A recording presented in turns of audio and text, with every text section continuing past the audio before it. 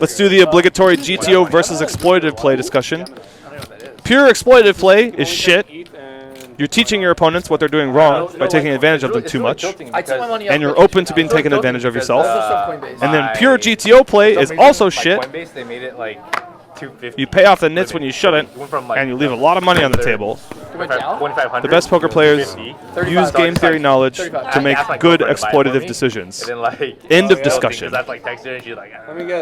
Most people who argue in favor of one or the other style are just straight up uneducated and haven't actually studied the mathematical side of the game. As we get Ryan raising to 35 here with 9-7 of clubs. Uh-oh, Jerry's red and he's talking shit. Ed on the button will come along with 10-9 of spades. Kiss the liquid, you get clean. Yeah, my one is like 50K. 13 ways to the flop. Really? I have to email them or like, I'm just so lazy to like. 6-5-3 here. 10 high flush draw for Ed.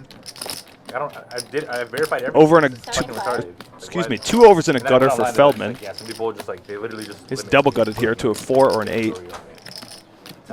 Alex has backdoor nut flush draw 2 overs and will fold it here, not closing. And Ed reaching for a deep raise here. Looks like he's going to make it around 275. I was going to sell like around 400. I was too, but the thing is, fold back over to Feldman. Double gutted in 2 overs here against Ed. They're playing deep enough.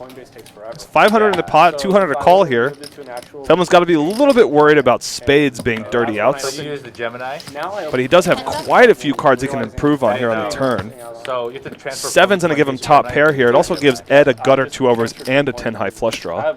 If Ed pulls or fires the triple barrel here, it's likely to work as Ed bets a little under half pot now. I bought Feldman's double gutted gets counterfeited though. The 4 puts it straight on the board. Give me $500 instantly. Feldman looking for a 9, a 7, or an 8. And a 9 puts a 4 straight out there. Ace of clubs is one of those cards that if Ed continues here, Feldman's very likely going to fold, as Ed's repping 2 pair plus or a set, or flop straight. Feldman only beats spades and he knows it, but he does beat spades. Feldman's going to be watching Ed for behavior here as he bets 500 into 1,200. That's a pretty small bet. That looks really value heavy. Most of it I bought. It looks like he wants a call based on the sizing. Most of it I bought under 160. Feldman's definitely capable of making this hero call though. Like a 158 average. If he puts his opponent on spades, You had to like, if it was on an app or something. he could click the call button. His opponent could have 3, 6, 9 combos of sets. Maybe roughly 30 to 35 value combos in this spot. And then of the bluff combos our opponent could have, maybe he doesn't always raise a flush draw on the flop. The ace-high flush draw makes a top pair. Sometimes he has a 7, and a 10 of spades, which beats our 9 and 7. That's a bad result. So he beat like 2 overcard spades, maybe like 10, 15 combos of bluffs, and maybe 30 combos of value. And Feldman will make the hero call and will win with a 7. On this 4 straight board, Feldman decides to call. Feldman making the assumption that his opponent's not always going to barrel off, I'm assuming here, when the turn 4 straights. If he has a set. Maybe he checks back the turn.